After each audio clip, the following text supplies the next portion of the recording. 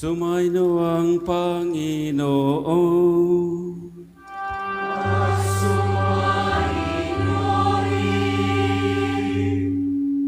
Ang mabuting balita ng Panginoon ayon kay San Lucas.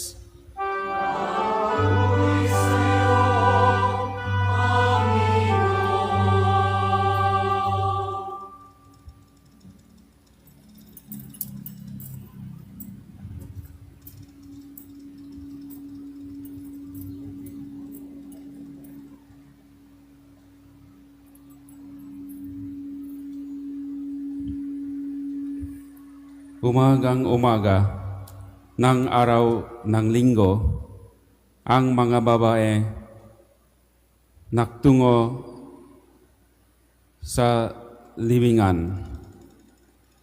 Dala ang mga pabangong inihanda nila. Nang dumating sila, naratan nilang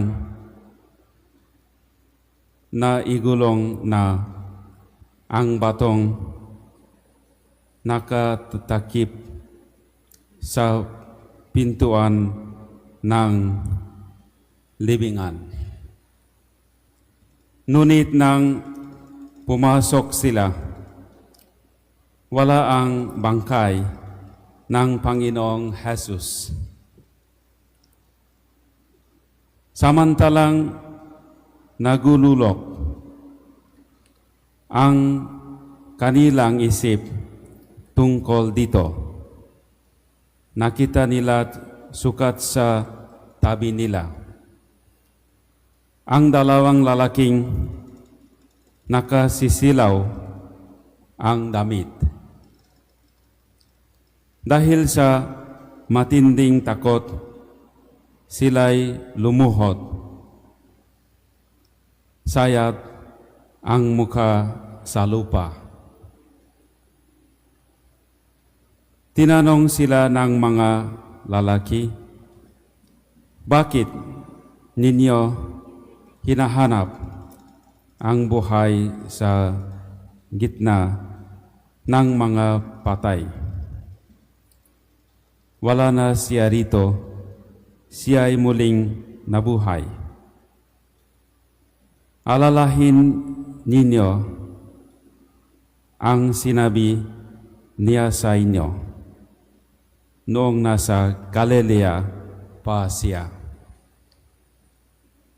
Ang anak ng tao ay kailangan maipagkanulo sa mga kasalanan at may pako sa krus. At sa ikatlong araw ay muling mabuhay. At naalala ng mga babae ang mga sinabi niya. Pagbabalik mula sa libingan, isinalaysay nila na ang lahat ng ito sa 11 at sa iba pang kasama nila. Ang mga babaeng ito ay sina Maria Magdalena, Juana, at Mariang ina ni Santiago. Sila at ang iba pang mga babaeng kasama nila. Ang nakbalita nito sa mga apostol. Ngunit inakal ng mga apostol ng kahibangan lamang ang kailang sinabi. Kaya hindi nila pinaniwalanan ang mga babae. Gayon may tumindig si Pedro at patakbong nagpunta sa libingan. Yumukot siya at pagtingin sa loob. ay wala siyang nakita kundi ang mga kayong lino. Kaya't umuwi siyang nagtataka sa nangyari. Ang mabuting balita ng Panginoon.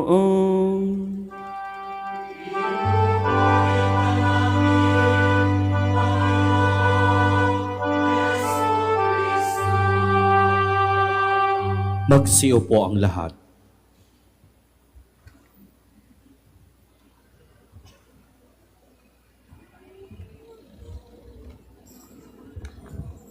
Thank you, Father Savior, for proclaiming to us that Jesus is alive. Nabuhay na si Kristo. Palakpakan natin ang Panginoon.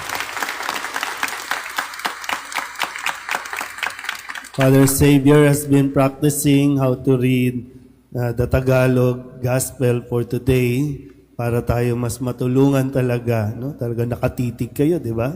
No? At ninanamnam ninyo kung ano yung lumalabas sa kanyang bibig. No, na dapat talagang gano'n. No? Yung attention natin ay maituon sa mensahe ng pagkabuhay na ito. Kung paanong nagliwanag ang ating simbahan, nawa ang diwa ng Pasko ng muling pagkabuhay ni Kristo ay magdulot din ng liwanag sa bawat isa sa atin. Sabihin nyo nga sa katabi ninyo, magliwanag ka na. Yeah. Hindi tayo nanatili sa kahirapan.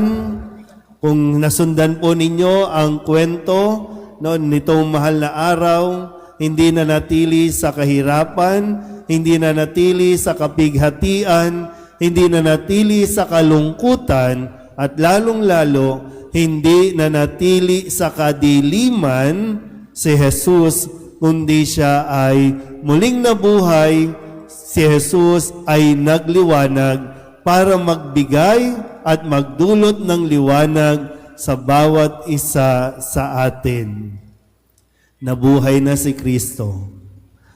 Sa Ebanghelyo natin, mayroong mga kababaihan na nagpunta doon sa libingan kung saan naroroon ang katawan, ang labi ni Jesus, ang kanilang minamahal na Panginoon. Pero sa kanilang pagpunta roon ay sinabihan sila ng ng mga anghel na wala na doon si Jesus at hindi sila dapat manatili doon. Alam niyo yun, no? Sa tuwing may nawawala, sa tuwing may umaalis, ito ay nagbubukas ng pagsisimula sa mga taong naiiwan pa sa mundong ito.